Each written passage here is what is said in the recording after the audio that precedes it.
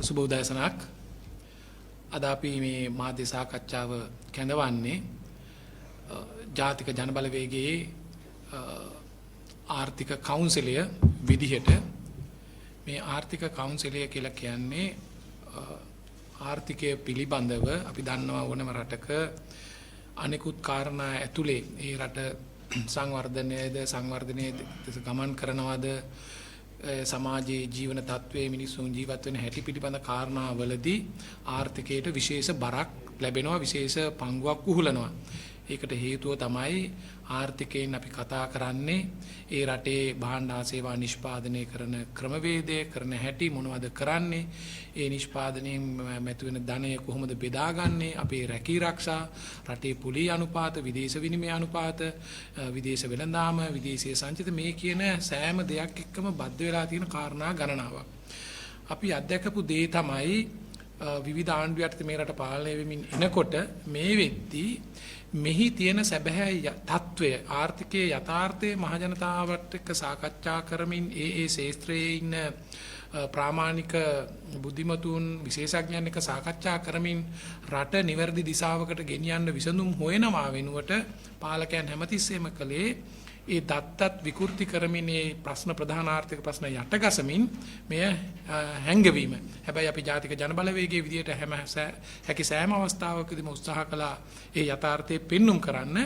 ඒ නිසා එහෙම වුණොත් විතරයි අපිට දැන් සමාජයේ කතාවක් නිර්මාණය වෙනවා. මේ අපේ රට අර්බුදයෙන් ගොඩ ගන්න නම් සාමූහික ප්‍රයත්නයකට යන්නට ඕනේ. එකට එකතු වෙලා පොදු අරමුණක් වෙනුවෙන්, මහජන ඇල්ම වෙනුවෙන්, රටේ සංවර්ධනය වෙනුවෙන් එක තැනකට යන්නට ඕන කියලා. ඒ නිසාවින්ම තමයි අපි ජාතික ජනබලවේගයේ ආර්ථික කවුන්සිලය පිහිටවන්නේ. මේ ආර්ථික කවුන්සිලයට සම්බන්ධ වෙනවා ඒ ශාස්ත්‍ර සම්බන්ධයෙන් ප්‍රාමාණික දැනුම තියෙන බුද්ධිමතුන්.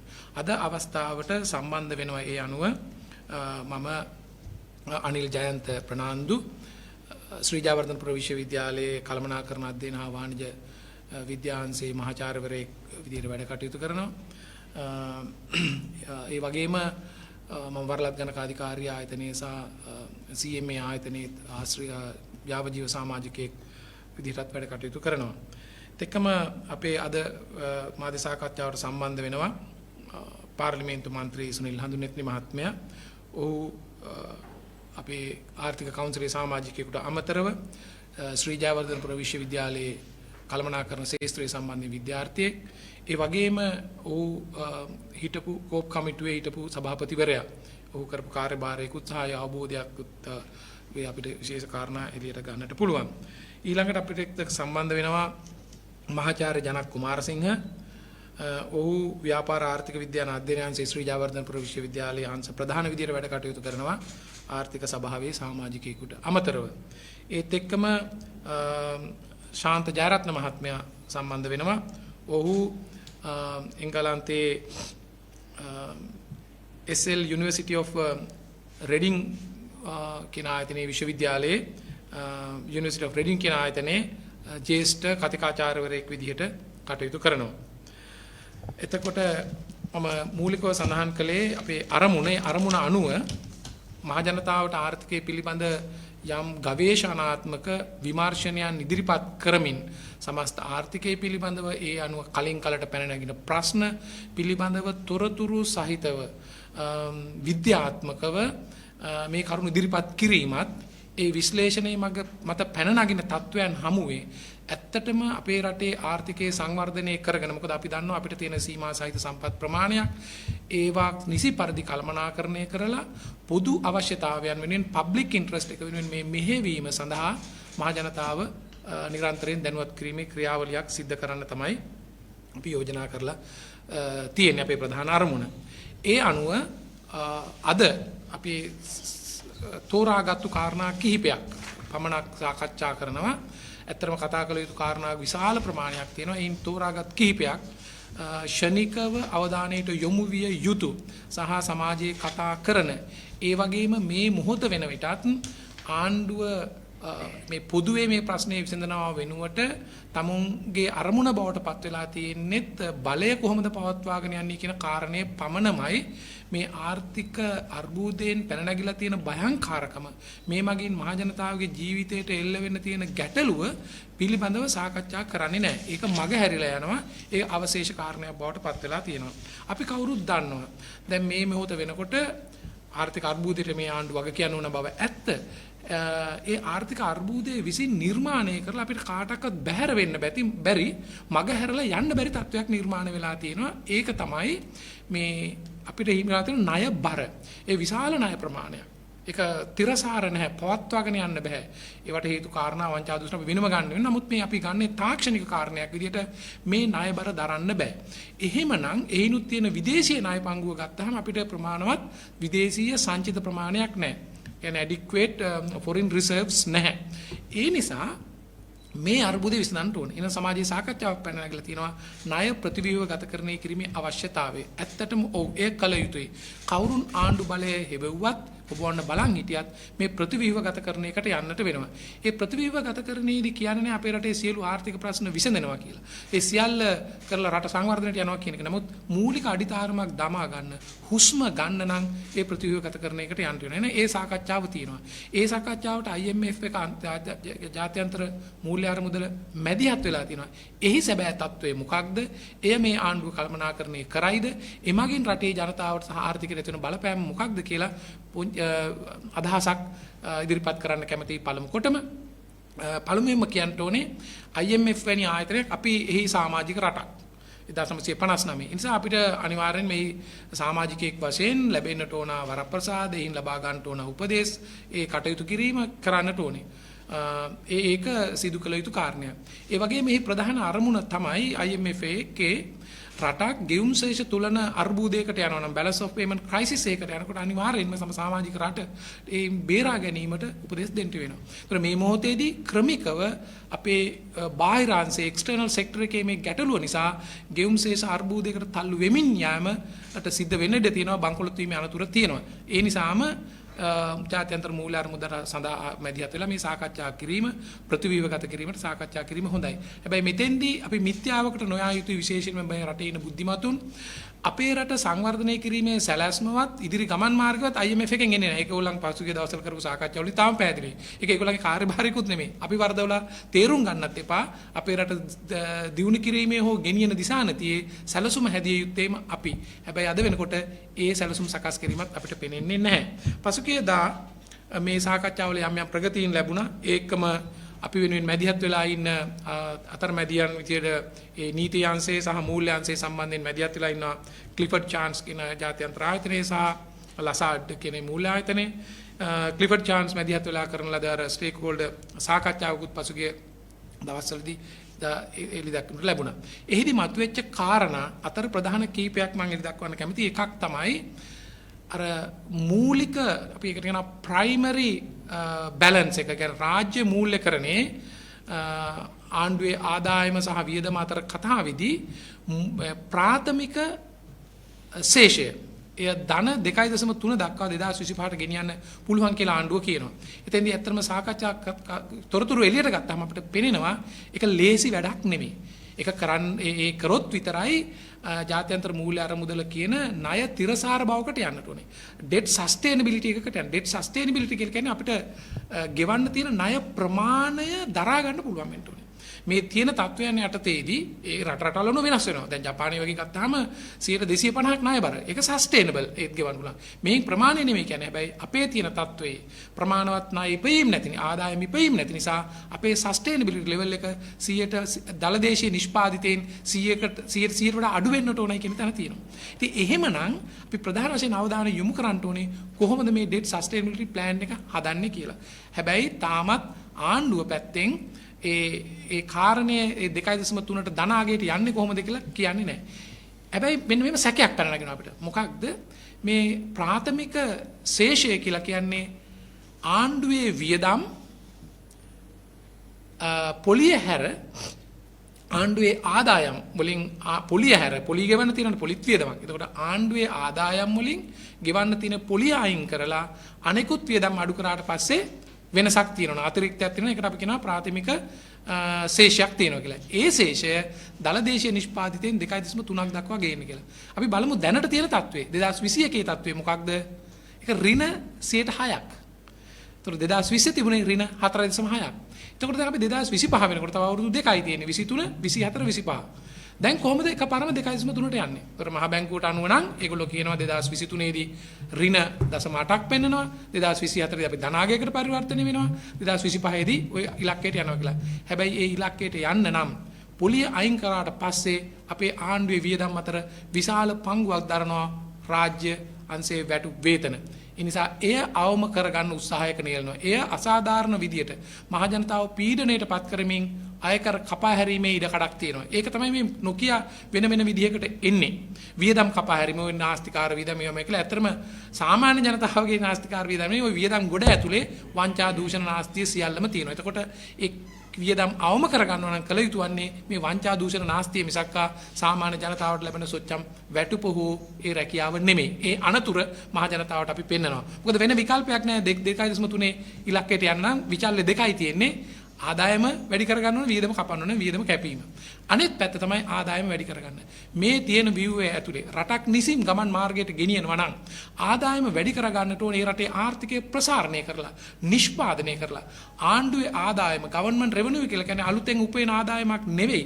රට ඇතුලේ උපයන ආදායම තමයි විතන් කරගන්නේ ආණ්ඩුවකට. එහෙනම් තියෙන සොච්චම් ජාතික ධනයෙන් වැඩිපුර උරා ගන්න ගියොත් ඇත්තටම පීඩනයටපත් වෙන්නේ මහ ජනතාව. ඒ නිසා ආණ්ඩුව සැලසුමක් මේ මොහොතේවත් ඉදිරිපත් කරන්නේ නැහැ කොහොමද ආර්ථිකය ප්‍රසාරණය කරන්න කියලා. අනතුර මොකක්ද? අනතුර තමයි අර කියන ඉලක්කයට යන්න උත්සාහ කරනවා. කුමක් සඳහාද? අන්න ආණ්ඩුවේ බේරීම සඳහා. මහ ජනතාවගේ බේරීම නෙමෙයි. හොඳට තේරුම් ගන්න. මේ අපි රට කියලා කියන එක තේරුම් ගන්න ඕනේ. ඒගොල්ලන් කතා කරන්නේ ආණ්ඩුව කතා කරන්නේ ආණ්ඩුවේ බේරීම. එහෙනම් විකල්ප දෙකක් එන්න පුළුවන්. එකක් තමයි තව ලේසියෙන් සහ ඉක්මනින් අය කරගන්න පුළුවන් බදු පිට බදු අනිවාර්යෙන්ම පැමිණෙනවා. ඒක පැමිණෙන්නේ බදු විදියටද උද්දමනයේ විදියටද වෙනත් සහන කපා දැමීමද ඔය කියන සාකච්ඡාව තමයි ඉදිරියේදී ගන්න තියෙන්නේ. එහෙනම් මේක ගැටලු සහිත තැනක්. මේක අපි දැනුවත් වුණොත් අනතුර එන්න කලින් එනකොටම මැදිහත් වෙලා ඒව පරාජය කරන්නට පුළුවන්. ඊළඟ එක තමයි ආදායම වැඩි කරගන්න తాවකාලිකව දිගු කාලින තිරසාර සැලැස්මක් නැති ඕනෑම ආණ්ඩුවකට පුළුවන් විනාශකාරී දේවල් කරන්න. ඒ නිසා ඔවුන් මේ මොහොතේ හොයාගෙන තියෙන ඊළඟ ලේසිම සාධකයේ තමයි අපි සතුව තියෙන ජාතික සම්පත්, රාජ්‍ය සම්පත් සියල්ල විකිණීම. ඔන්න ඔය දෙක මේ මොහොතේ සාකච්ඡාවට බඳුන් වෙනවා. ඒ එක්කම IMF එකත් එක්ක සාකච්ඡාවේදී තියෙනවා මේ යුටිලිටිස් සම්බන්ධයෙන් දේවල් විශේෂයෙන්ම ඉන්ධන සහ විදුලිය. ඒගොල්ලන් කියනවා ඒක සැබෑ පිරිවැයට මහ ජනතාවට විකුණන්න කියලා. ඒකේ තර්කයක් තියෙනවා. අපිත් කියන්නේ යම් භාණ්ඩයක් වූ සේවාවක් එහි මිලට නිෂ්පාදන පිරිවැයක් තියෙනවා. ඒ අනුව විකුණන්න ඕන. හැබැයි එහි තියෙනවා ඒ මිලටම ගන්න බැරි යම් කොටසක් ඉන්නවා නම් ඕන්ට යම් සහනදායී ක්‍රමයකට යන්නත් ඕන. ඒ නිසාම IMF එකේ යෝජනාවේ එකක් තියෙනවා. වල්නරබල්ස්ලා මේකේ අනුව පීඩණයටපත් වෙන්න පුළුවන් කණ්ඩායමටත් උදව්වක් කරන්න කියලා. හැබැයි අපි අවධාරණය කරන්න ඕනේ මහ ජනතාවට අපිට පෙන්නන මිල, ගෑස් මිල, ඉන්ධන මිල, විදුලිය මිල ඇත්තටම විදුලිය ඒකකයක්, ඉන්ධන ඒකකයක් ගෙනල්ලා නැත්නම් විකිණීම සඳහා හෝ නිෂ්පාදනය කිරීමට යන සැබෑ නිෂ්පාදන පිරිවැයද? අපි කවුරුත් දන්නවා ලංකාවේ තත්ත්වයක සැබෑ නිෂ්පාදන පිරිවැය නෙමෙයි. ඒ නිසාම තමයි CPC එක විශාල වශයෙන් පාඩු පෙන්නකොට ලංකා ඉන්දියන් ඔයිල් කම්පැනිය මේ අර්බුදකාරී පළවෙනි කාර්තුව මේ අවසාන වෙච්ච කාර්තුව 2022 කාර්තුවේදී රුපියල් බිලියන 10ක සුද්ධ ලාභයක් පෙන්නන්නේ. ඒ කියන්නේ වෙනත් ප්‍රශ්නයක් තියෙනවා. මේ අනතුර අපි ගාව තියෙනවා. ඒත් එක්කම අවධානය යොමු කරන්න කැමති මහ බැංකුවේ ස්වාධීනත්වය සහ මූල්‍ය ස්ථායීකරණය කිරීම සම්බන්ධයෙන් මැදිහත් වෙන්න ඕනේ. ඒක ඇත්ත.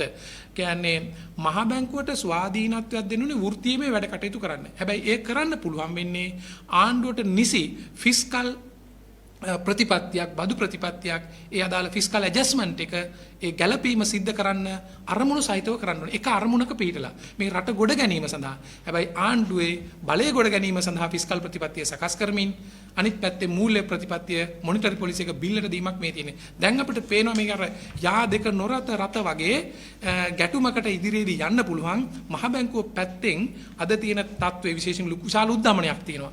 මූල්‍ය ප්‍රසාරණය වෙලා තියෙනවා. ඒක ඇතුළට ගන්නට ඕනේ. ඒ නිසා මහ බැංකුව යම් යම් උපක්‍රම අනුගමනය කරාට ඒකට නිසි සහයෝගය සහ මඟ පෙන්වීම ආණ්ඩුව පැත්තෙන් එන්නේ නැහැ. ඒගොල්ලන් වෙන ගමන ගැන මේ ගැටුම නිර්මාණය වෙන්න පුළුවන්. ඒ නිසා අපි දන්නේ නැහැ ඉදිරියේදී මොනවද වෙන්නේ කියලා අපි දැනුවත් කරන්නම්. ඊළඟට අවසාන වශයෙන් මම තව කාරණා කීපයක් තියෙනවා. අවධාරණය යොමු කරන්න විශේෂම කාරණයක් තියෙනවා. ඒක තමයි මේ වෙනකොටත් අපි IMF එකෙන් ලබාගත්තු මේ වගේ පහසුකම් 16 වතාවක් ලබාගෙන තියෙනවා. එතකොට මේ හැම එකකදීම කරේ මේ extended fund facility විස්තීර්ණ අරමුදල් පහසුකම තමයි අපිට ලබා දුන්නේ. ඒ දීලා තියෙන්නේ කෙවුන්සෙස් තුලනේ යම් පහසුකම් මේ 16 වතාවෙදිම යම් පුංචි ප්‍රමාණ ගත්තා. විශේෂයෙන් 1960 ගණන් වල ඉඳලා. කො අපේ රට සංවර්ධනය වෙලා රට නිසි මාර්ගයට ගිහිල්ලා නැහැ. හැබැයි මේ වතාවේ ලැබෙන ප්‍රමාණය ඩොලර් බිලියන 2.9ක් ඒක අවුරුදු 4කට ලැබෙන්නේ. එතකොට මේ අපි යන ගමන් මාර්ගයේ මත 2.9ක් ලැබුණොත් ඒ මග පෙන්වීම මත ආණ්ඩුව කළමනාකරණය කරගෙන නිසි පාරකට යනවද නැද්ද කියන එක වෙනම දෙයක්. හැබැයි IMF එකෙන් මේ 2.9 ලැබිලා සියලු ප්‍රශ්න විසඳෙනවයි කියන මිත්‍යාවට නොයා යුතුයි. ඒ වගේම තව අපිට නොදන්න හැංගිච්ච කාරණයකුත් මම මතු කරන්න කැමතියි. මේ extended fund facility දෙනකොට ඒගොල්ලන් අය කිරීම කරනවා. මේවා නිකන් ලැබෙන ඒවා නෙමෙයි. හැබැයි මතු පිටින් ගත්තාම වෙළඳපොලේ විවෘත වෙළඳපොලේ තියෙන ණයවලට සාපේක්ෂව අඩු පොලියක් තමයි. හැබැයි ඒක ASCII තියෙන අපිට පේන්නේ නැති ගාස්තු. එකක් තමයි අපිට නිදහස් කරන 2.9 මිලියන 500ක් නම් දෙන්නේ පුංචි පොලිය අනුපාතයක්. ඒකට තමයි අය කරගත්තු මුදලට ගහන පොලිය. දෙක තමයි කමිට්මන්ට් ෆී එකක් ගන්නවා. ඒ කමිට්මන්ට් ෆී එක කියන්නේ අපි හිතන්නකෝ IMF එක කියන විදිහට වැඩ කටයුතු කරලා මිලියන 200ක් ලබන මාසයේ මහ බැංකුව අපේක්ෂා කරනවා දෙසැම්බර් වෙනකොට ලැබෙයි කියලා 300 ගාණක්. ඒක ලැබුණට කමිට්මන්ට් ෆී එක ආය කරන්නේ අර එකඟ වෙච්ච 2.9 බිලියන. චූටි ප්‍රතිශතයක්. හැබැයි එතනින් පෙනෙනවා අපි අකාර්යක්ෂම නම් අපි නිසි ආකාරයට මේ වැඩේ කළමනාකරණය නොකරොත් අර 2.9 පුරොන්දු වෙච්ච එකට අය කරන්න සිද්ධ වෙනවා. ඒ වගේම තව සර්විස් ෆී එකක් තියෙනවා. මේකේ හැංගිච්ච ස්ට්‍රින්ග්ස් තියෙනවා. ඒකත් අපි සැලකිට භාජනය කරන්න ඕනේ. අපි පුංචි රිකන්සිලේෂන් එකක් කරා මේ සංසන්දනයක් කරලා බැලුවා 1900 විශේෂයෙන් 84 ඉඳලා IMF එකේ වෙබ්සයිට් එකේම තියෙනවා. අපිට දුන්නු පහසුකම් අපි ආපසු ගෙවපුවා. ඒ ගාස්තු අරන් බලපුවම අපිට 84 ඉඳලා ඇත්තටම ලැබිලා තියෙන්නේ ඊට කලින් දත් එතන තිබුණේ නැහැ ඒක වෙනම තියෙන්නේ 84 ඉඳලා මේ වෙනකන් තියෙන්නේ ඩොලර් බිලියන 3.5ක විතර ප්‍රමාණයක්. අපි ගෙවපු ප්‍රමාණයයි දැනට ගෙවන්න තියෙන ප්‍රමාණයයි පොලියයි අරන් බලපුවම ඇත්තටම අපි ඩොලර් බිලියනකට ආසන්න ප්‍රමාණයක් මේ පොලිය සහ ගාස්තු විදිහට ගෙවලක් තියෙනවා. තුනක් ගන්නකොට එකත් සැලකිල්ලට භාජනය කරන්න ඕනේ. ඒ වගේම තමයි IMF එක මෙහිදී අවධාරණය යොමු කරනවා මේ මොහොතේදී අපේ රටේ තියෙන දේශපාලන තත්ත්වය සහ අත්දැකීම් සැලකිල්ලට භාජනය කරලා වෙන්න ඇති වැඩපිළිවෙලක් සකස් කරන්න අනිවාර්යෙන්ම මේ කියන්නේ දූෂණය අවම කරන්න ඒක අයින් කරන්න. මොකද දූෂණය අයින් නොකරන තත්වයකදී අපි කොච්චර මැදිහත් වුණත් ඉදිරිපත් වුණත් ඕගොල්ලන් සැලසුම් හැදුවත් මේ ණය තිරසාර බව පිළිබඳ සැලැස්ම තාම නැහැ ආණ්ඩුවේ. ඒ හැදුවත් මේක ඉදිරියට යන්න බෑ. ඒ නිසා අපි බලාගෙන ඉමු අපේ පැත්තේ විශ්ලේෂණයට අනුව මේ කරුණු පෙළගස්සලා ගත්තාම තියෙන තොරතුරු අනුව අපිට පේන්නේ නැහැ ආණ්ඩුව ඒක එකට එකතු කරගත්තු සින්ක්‍රොනයිස් කරලා අර සුසංයෝගයෙන් වැඩ කටයුතු කරන ගතියක් ඒ වෙනුවට බලය පවත්වා ගන්නවට යන්නේ. එහි අවසාන ප්‍රතිඵලයේ විදිහට අපිට අත්පත් වෙන්න තියෙන්නේ මේ අර්බුදයෙන් ගොඩ යාම වෙනුවට අතිවිශාල මහ ජනතාවට තව අර්බුදයකට ගමන් කිරීම. ඒ නිසා අපි යෝජනා කරනවා මහ ජනතාවට මේ පිළිබඳව අවදියෙන් ඉන්න. අපගේ කණ්ඩායමේ අනිත් සමාජිකයන් මේ පිළිබඳව තව අදහස් ඉදිරිපත් කරાવી. අපි නිරන්තරයෙන් ඔබව දැනුවත් කරනවා. ඒත් එක්කම අපි යෝජනා කරනවා අපි අදාළුතෙන් පිහිටුවා ගත්තා වූ ජාතික ජන බලවේගයේ ආර්ථික සභාවත් එක්ක සමීප වෙන්න සම්බන්ධ වෙන්න තොරතුරු ඉදිරිපත් කරන්න අපිට අදහස් දෙන්න අපේ ප්‍රධාන අරමුණ අපිට ඇත්තටම ආවේනික දේශපාලන අරමුණක් තියෙන එක මහ ජනතාවගේ සුබසිද්ධිය වෙනුවෙන් රටේ සුබසිද්ධිය වෙනුවෙන් පොදු දේශපාලන අරමුණක්. හැබැයි මේ සභාවෙන් අපි ඉදිරිපත් කරන්න උත්සාහ කරන්නේ උදෙක්ම පළමු කොටම මේ තියෙන ආර්ථික යථාර්ථය පැහැදිලි කිරීම, විමර්ශනය කිරීම, විශ්ලේෂණය කිරීම සහ ඒ මහ ජනතාවට ඉදිරිපත් කිරීමෙන් හොඳ සංවාදයක් ලංකාවේ හදාගන්න. මොකද අද වෙනකොට ඒ හොඳ සංවාදය වෙනුවට සාකච්ඡා කරන්නේ ඉතාමත්ම අවශේෂ කාරණා. තමයි මට පළමු කොටම අදහස් දක්වන්න තියෙන්නේ. බොහොමත්ම ස්තුතියි. අපේ අනිකුත් සමාජිකයන් ඊළඟට මහාචාර්ය ජනක් කුමාරසිංහ අදහස් ඉදිරිපත් කරනවා. බොහොම ස්තුතියි.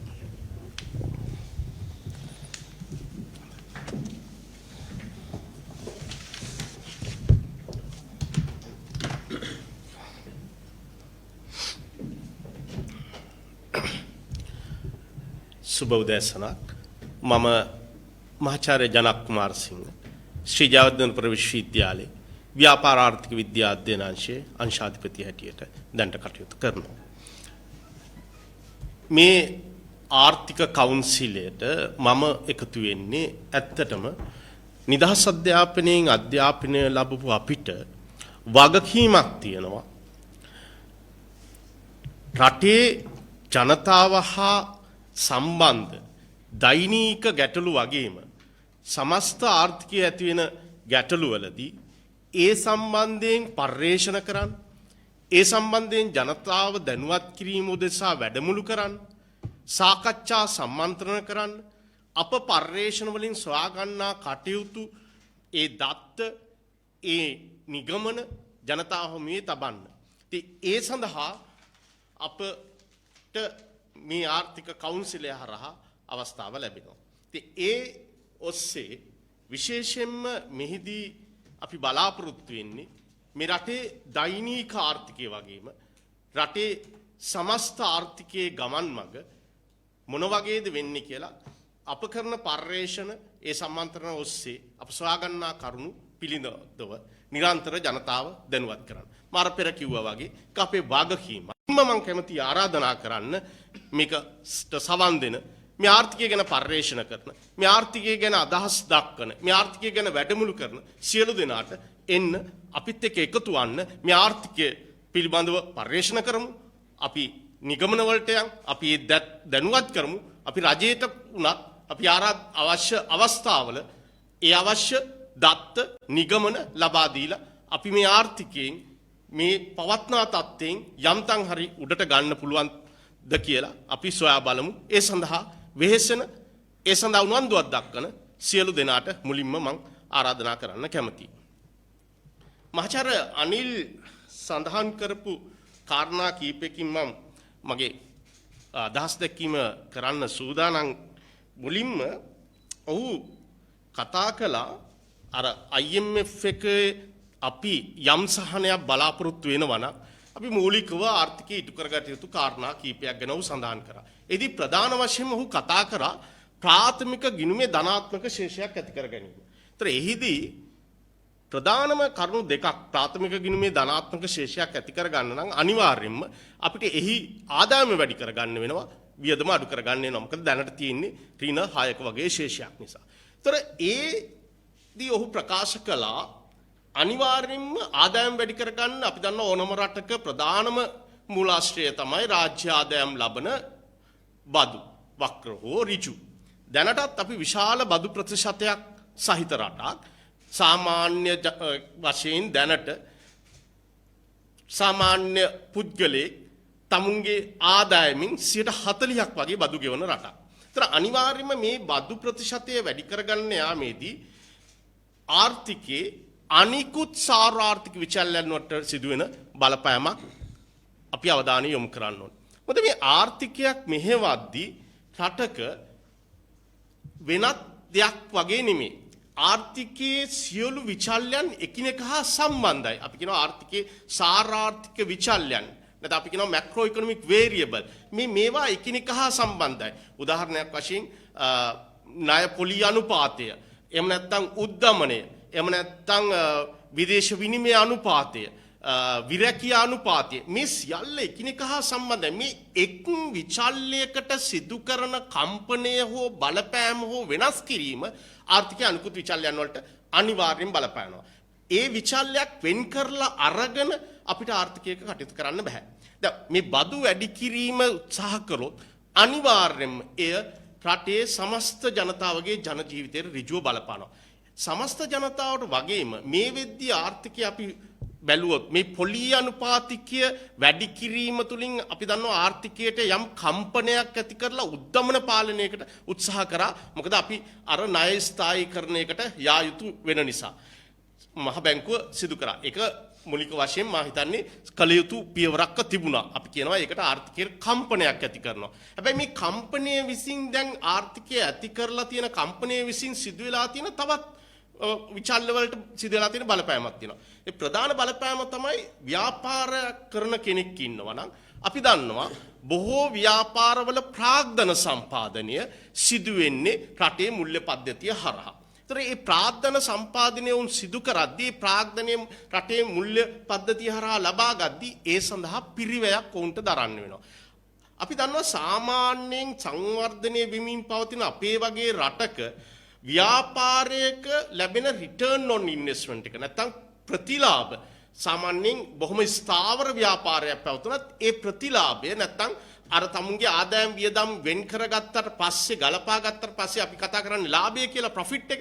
ඒ ප්‍රොෆිට් එක සාමාන්‍යයෙන් යොදන පිරිවැයෙන් 10%ක් 15ක් අතර ප්‍රමාණයක් තමයි තියෙන්නේ. හැබැයි අද වෙද්දී ඔබ දන්නවා පොලි අනුපාතිකය මෙන්න මේ අපේ ආර්ථිකය තුළ මුල්ල සම්පාද මාර්ගවලින් අපි ලබා ගන්න ප්‍රාග්ධන සම්පාදනය සඳහා යොමු වුණාම ඒ පොලි අනුපාතිකය 25% 28% දක්වා ඉහළ ගිහින් තියෙනවා. ඒතර පැහැදිලිව පේනවා රටේ ස්ථාවර ව්‍යාපාරයක් සිදු කරගෙන යන කෙනෙක්ට උනත් මුල්‍ය පද්ධතියෙන් ප්‍රාග්ධනය ලබාගෙන ඔහුගේ ලැබෙන රිටර්න් ඔන් ඉන්වෙස්ට්මන්ට් එක නැත්නම් ආදායම ප්‍රමාණවත් වෙන්නේ ඔහුගේ ප්‍රාග්ධන සම්පාදනය සඳහා ඔහු කරපු වියදම පියවා ගන්නත්.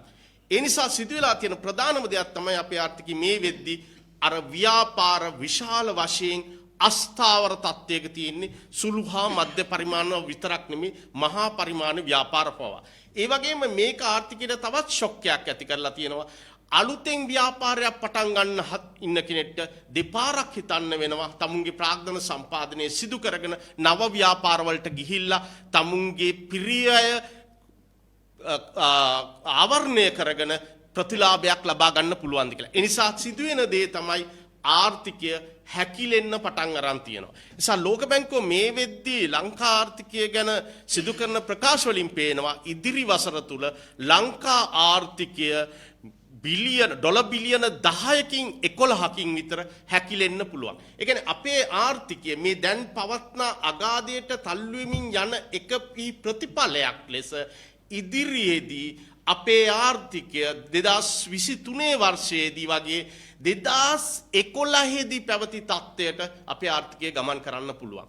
ඒ නිසා එතකොට මම මේ කතාව සම්බන්ධ කරන්නේ එතකොට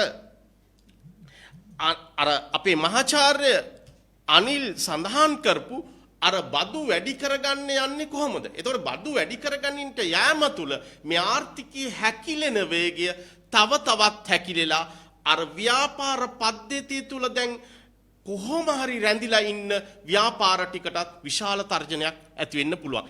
ඒ තර්ජනය මම කියවනේ අර මැක්‍රෝ ඉකොනොමික් වේරියබල් වල එකිනෙකට සම්බන්ධයක් තියෙනවා කියලා. ඒතර මේ තර්ජනය තුල අර දැනට ව්‍යාපාර කරගෙන ඉන්න පිරිස ඔවුන් ලබාගත් ණය සහ පොලි ගෙවීම් පිළිබඳව ඔවුන්ට ප්‍රශ්නයක් ඇති වෙන්න පුළුවන්. අපි දන්නවා එක අතකින් IMF එක ණය ප්‍රතිසංස්කරණයකට යන්න කියනවා. ඒතර ඒ ණය ප්‍රතිසංස්කරණයට යෑම සහ ඒ වගේම දැනට පොලි සහ ණය වාරික ගෙවිය යුතු ආයතනවල ඒ ගෙවීම් සහ වාරික ගෙවා ගැනීමට නොහැකි තැනකට ආර්ථිකය ඇද වැටෙන්න පුළුවන්. එහෙම වුණාම සිදුවෙන ප්‍රධානම දේ තමයි ආර්ථිකයක ප්‍රධාන මර්මස්ථානයක් නැත්නම් ආර්ථිකයක් ගොඩ ගැනීම ආර්ථිකයක් ඉදිරියට තල්ලු කිරීමේ ප්‍රධාන මර්මස්ථානයක් වෙන රටේ මුල්‍ය පද්ධතිය මුල්‍ය සම්පාදනය කරන බැංකු සහ අනිකුත් ඒ මුල්‍ය පද්ධතියට සම්බන්ධ ආයතන විශාල අවදානමකට යන්න පුළුවන්. ඒ නිසා ඊටමත් ප්‍රවේශමේ මේ අවස්ථාවේ ඒ අවදානම කළමනාකරණය කරගන්න මා හිතන්නේ වර්තමාන රජය අවධානය යොමු කරගත යුතුයි. එහෙම නැත්නම් අපේ මුල්‍ය පද්ධතිය දැඩි අවදානමකට ලක් වෙන්න පුළුවන්. එහෙම සිදු වුණොත් ඒක ආර්ථිකයට ඔරොත්තු නොදෙන නැවත නිවැරදි කරගත නොහැකි තත්ත්වයක් බවට පත් වේවි. දෙවනි කාරණය තමයි මේ තුල අපේ ආර්ථිකය දැන් මේ අගාධයට යමින් පවතින තුල තියෙන තවත් ප්‍රධාන ප්‍රශ්නයක් තමයි රටේ බලශක්තියට ඇතිලා තියෙන ප්‍රශ්නේ. දැන් අපි ආර්ථිකයක කතා කරන එක පැත්තක් තමයි අර මුල්‍ය සම්පාදන මාර්ග. ඒතර ඒවා අවදානමකට පත්වීමින් පවතින අවස්ථාවක බලශක්තියත් විශාල වශයෙන් අපිට මේ විද්‍යා ආර්ථිකයේ ප්‍රශ්න කරලා තියෙනවා. දැන් බලශක්තිය කියන එක රටේ ව්‍යාපාර වලට සහ දෛනික ජන ජීවිතයට අවශ්‍ය ප්‍රධානම ප්‍රශ්නයක්. අද වෙද්දී ඒ බලශක්තිය සැපීම අර්බුදයකට ලක් වෙලා තියෙනවා. ඒ නිසා මෙන්න මේ කාරණා දෙක තුල අපිට තවත් විශාල කාරණා ගණනාවක් ආර්ථිකය තුල කතා කරන්න පුළුවන්. මෙන්න මේ කාරණා දෙක තුල අපේ ආර්ථිකය විශාල අගාධයකට තව තවත් තල්වෙමින් යනවා කියන එක අපි අවධාරණය කරන්න ඕනේ. ඒ සඳහා නිසි පියවර අපි තා ඉක්මනින්ම ගත යුතු වෙනවා. ප්‍රධාන වශයෙන්ම බලශක්ති සම්පාදනයේ ස්ථාවර බවක් අපි ආර්ථිකය තුළ ඇති කර ගන්න ඕනේ. අර IMF කොන්දේසි ටික අපි සපුරන්න ඕන නම්. ඒ වගේම මතක තියාගන්න දැන් මේ සාකච්ඡාව තුළ කෙනෙක්ට හැඳෙන්න පුළුවන් අපි ඇයි මෙච්චර ණය ගන්නේ ණය කියන එක තාමත් මහා භයංකර විදිහක් කියලා. නෑ මේ ණයවල කිසිම ප්‍රශ්නයක් නෑ. ණයවල තියෙන ප්‍රශ්නය තියෙන්නේ ණය ආයෝජනය කරලා ලබාගත්තු ප්‍රතිලාභ මොඩවල ප්‍රශ්නයක්. ණය අපි නිසි ලෙස කළමනාකරණය කරගෙන ආයෝජනය කරා නම් අද වෙද්දි ඔය ගත්තු ණයවල ප්‍රතිලාභ ලැබුණා නම් අපිට ණය ගෙවීම පිළිබඳ ප්‍රශ්නයක් ඇති වෙන්නේ නැහැ. අද ප්‍රශ්නය වෙලා තියෙන්නේ මෙන්න මේ ණයවල ප්‍රතිලාභ අපිට නිසි ලෙස ආර්ථිකයට ගැලපෙන්නේ නැති නිසා. නිසා ප්‍රධාන වශයෙන් මෙන්න මේ බලශක්තිය සහ මෙන්න මේ මුල්ල පද්ධතිය ආරක්ෂාව සම්බන්ධයෙන් අපි ඊටමත් ප්‍රවේශම්කාරී වැඩපිළිවෙලකට යතු වෙනවා. එහෙම නැත්නම් අපේ ආර්ථිකය අපි කියනවා ස්ටැග්ෆ්ලේෂන් නැත්නම් එකතැන පල්ලෙන ආර්ථිකයක් බවට පත් වුණොත් ඒක විශාල ප්‍රශ්නයක්. ඒ ගොඩ ගැනීම ලෙහෙසි වෙන්නේ නැහැ. මොකද අපි ආර්ථිකයේ මෙහෙම එකතැන පල්වෙමින් දඟලමින් හිටියට අපි වටා තියෙන ආර්ථික දිහා ඔබ අවධානය කරොත් වියට්නාමය, බංග්ලාදේශය, එහෙම නැත්නම් ඉන්දියාව මේ වටා තියෙන ආර්ථික අද වේගයෙන් අපි පසු කරමින් යනවා. මේක හරියට මැරතන් එකක් වගේ ආර්ථිකය.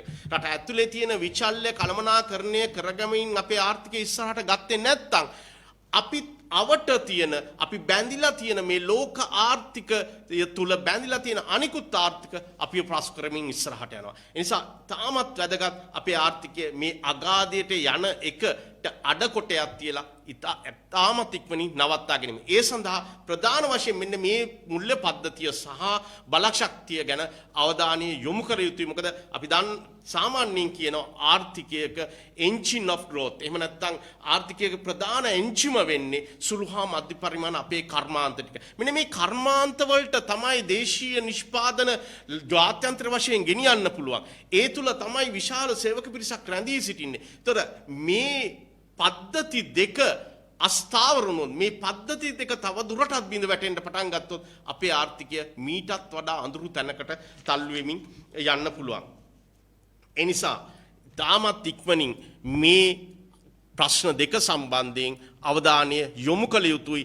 ඒවෙන් එන අර අපි කියනවා සිම්ප්ටම්ස් එහෙම නැත්නම් සලකුණු එතරම් හොඳ නැහැ. අපි දන්නවා විරැකියාව වේගයෙන් වැඩි වෙමින් යනවා. ඒ නිසා මේ අවස්ථාවේ සිදු කළ යුතු ප්‍රධානම දේ තමයි අපි ප්‍රමුඛ ස්ථානයේ දී යුතු දේවල්. සාමාන්‍යයෙන් මෙවැනි ආර්ථික අර්බුදයකදී ලෝකයේදී අනිකුත් රටවල් සිදු කරන ප්‍රධානම දේ තමයි මේ අවස්ථාවේ අපි ප්‍රමුඛ ස්ථානයේ දෙන්නේ මොනවාටද කියන එක බලාගන්න එක. ඒ ප්‍රමුඛ ස්ථානයේ අනුපිළිවෙලවල් හදාගන්න අවශ්‍යයි කියන එක. ඒතර අර මහාචාර්ය අනිල් සඳහන් කළා වගේ මේදී ප්‍රධානම දේ තමයි රටේ දේශපාලන ස්ථාවරත්වය මේ හදාගන්න. මොකද දේශපාලන ස්ථාවරත්වය සහ ආර්ථික ස්ථාවරත්වය කියන්නේ ගහට පොත්ත වගේ. දේශපාලන ස්ථාවරත්වයක් නැති තැනක ආර්ථික ස්ථායීතාවයක් ඇති වෙන්නේ නැහැ. ඒ නිසා මේ දෙක ඉතාමත් ඉක්මනින් දේශපාලන ස්ථාවරත්වයේ රටේ ආර්ථිකය තුල හදාගත යුතුයි. ආර්ථිකය ගොඩ ගන්න.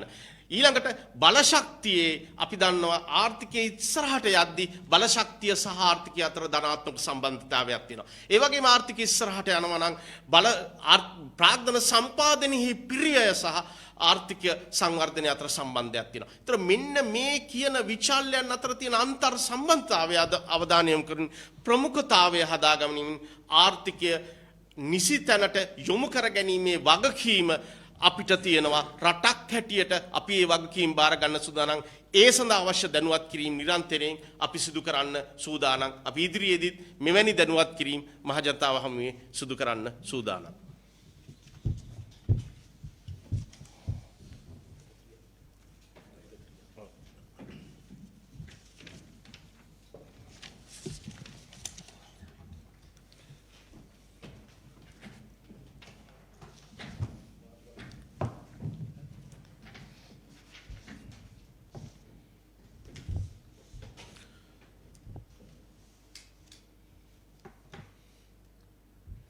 Good morning. I am Shanta Jayaratna, a senior lecturer working at the University of Reading, UK. And it's a pleasure to meet the press here today. And I have with me Professor Anil Jayantha, Professor Janaka, and also Mr. Handunethi, former Member of Parliament, former Chairman of the COPE. Now we represent the Economic Council of the National People's Power, and we consider that it is our obligation to enlighten the people and the business community in Sri Lanka as to how the country is progressing and the challenges that we have got to face. Now, countries, of course, we know that the country is in a chaotic situation.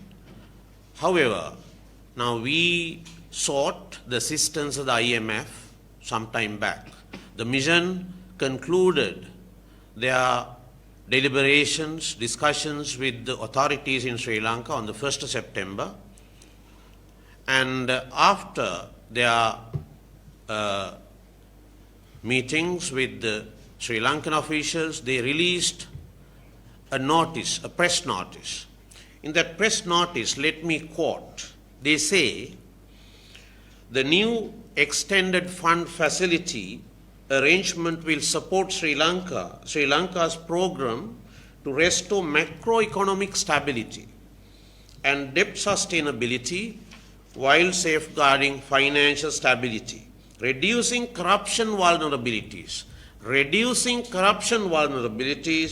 and unlocking Sri Lanka's growth potential.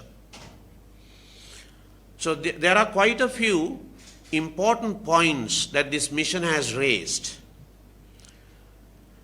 Now, we will have to see how the Sri Lankan government responds. The Economic Council of the NPP, at the outset, I must tell you that we are not against the government going to the IMF, because there was no any alternative available for the government other than going to the IMF. Now, we have sought the assistance of the IMF, and they have agreed to support us with 2.9 billion US in 4 years. Now, they are going to release these funds. You call them SDR. They are not, of course, like dollar bundles that we get. Special drawing rights, which will help us to stabilize the reserves and also the balance of payment deficit. And now this 2.9 billion USD will be released in 8 installments within 4 years. Now that is something that many people do not understand. So they will, of course, see the progress of the government during this period. They will release after the conclusion of the agreements with the lenders. Lazard and Clifford Chance, our representatives, legal and financial representatives, will have to, produce 2 documents. In those 2 documents, we will have to see that the lenders have agreed to a haircut, and also at the same time, we will have to tell the IMF how we are going to settle or stabilize this, the loan repayment. Now, the government, the financial authorities, the Ministry of Finance, released a document with this regard recently. And let me just, of course, share a few figures in this official document that the Ministry of Finance, of course, released to the media. Now, it says the government of Sri Lanka owes 100.9 billion US loans, both domestic and foreign, up to April 2021, or rather end of 2021, out of which they are going to restructure around 22 billion USD up to 2025. Now, the dialogue, the discussion with the lenders is in progress, and now they are discussing as to how this 22 billion loan is going to be restructured. Now the issue is, now we are asking for a haircut. Now when it comes to a haircut, there can be different approaches. Maybe sometimes they will, of course, propose a cut from the capital or cut from the interest or both. We don't know how the lenders would agree. The release, the document, the term paper that was issued by the IMF says that you have to restructure your debts and ensure debt sustainability. But it doesn't say anything about the restructuring of domestic loans, domestic debts. This is where the hitch is. Now, in case the lenders request the government of Sri Lanka to restructure the domestic debts, then the government will have enormous amount of problems, because that will directly affect the financial system in the country, the financial market in the country. So the government basically says, the secretary to the ministry and the governor of the central bank recently said that they are not going for a domestic debt restructure. However, in case the lenders insist that we should go for a domestic restructure, then the banking system will have to, of course, rethink. This is something that we want to see. Now, we in the Economic Council are looking at all these changes, fluctuations that are happening, and we are enlightening people on these matters, because it is our responsibility and also the obligation as a responsible political party and an economic council to see how we could, of course, overcome this problem. And also at the same time, there are many other impacts that we have, of course, faced. Now, debt restructuring is one. But due to all these problems that we have in this country, you can see how the people of this country is suffering. Because the IMF has requested the government to increase their revenue. So, to increase the revenue, one thing that the government, of course, does, and the easiest thing the government does, is increasing the taxes. Now, recently the government increased VAT up to 15%. And also, they introduced another tax called Samaja Arakshana Baddo, something like that, Social Security Levy, which is about 2.5. Now, all these are indirect taxes. You and I will have to pay this. Now, today we can see how the society is suffering. Now, according to a newspaper report that was in Lanka today, around 37% of the population in Sri Lanka is, of course, they are, suffering, or they are missing their food. They have food insecurity. 37% of the total population. So you can understand our population is just 22%. 22 million. And also, at the same time, 4.9 million people, I'm quoting the UNICEF report, 4.9 million people miss either one meal or 2 meals a day. So this is a very serious problem. And yesterday I saw the health authorities. They said the school children, they are suffering from malnutrition. And according to the statistics, pregnant mothers, they are of course, they are deprived of nutritious food. Around 200,000 pregnant mothers. And also you can see the problems that are of course prevalent in the health sector. All these are due to the problems that we are facing today and the difficulties that are incumbent on the ordinary masses, especially by introducing these tax increase and all that. And also at the same time, there are quite a few other problems that we have.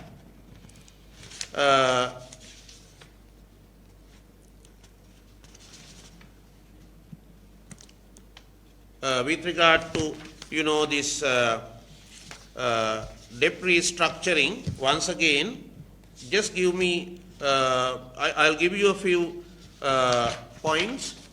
As Professor Anil Jayanta said, now the IMF term paper says that we have to ensure that the primary account balance should be kept at plus 2.3 by 2025 against the GDP.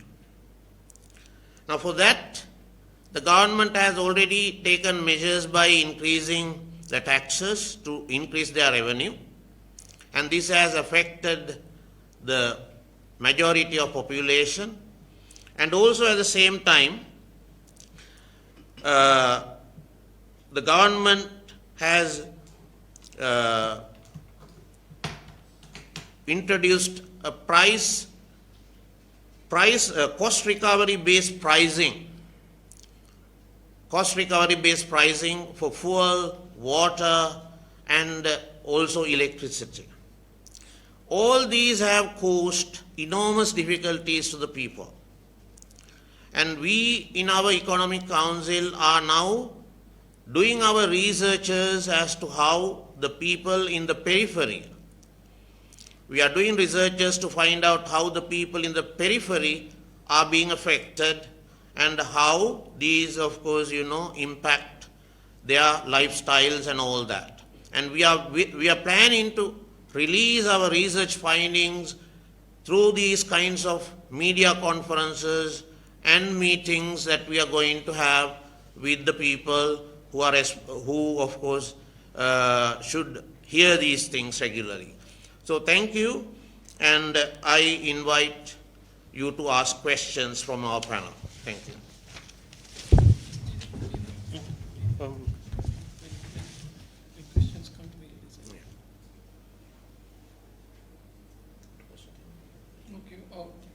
පැහැදිලි කර ගැනීම තියෙනවා නම් ආන්න පුළුවන් දැන්.